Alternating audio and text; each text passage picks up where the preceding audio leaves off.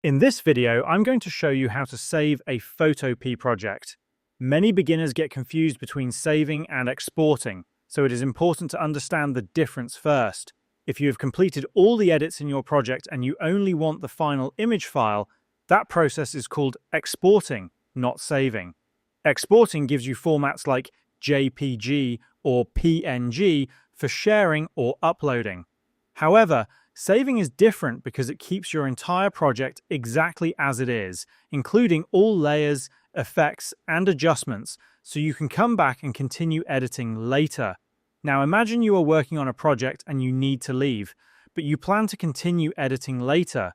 In that case, you need to save your project. To do this in Photopea, go to the top left corner of your screen and click on the File option.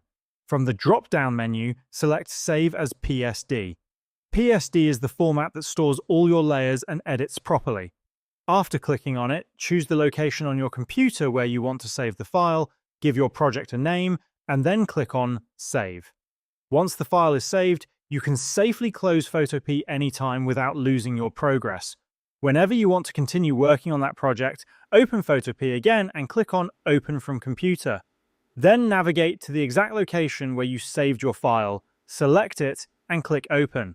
Your project will load exactly as you left it, with all layers, effects, and elements intact, allowing you to continue editing seamlessly without starting over.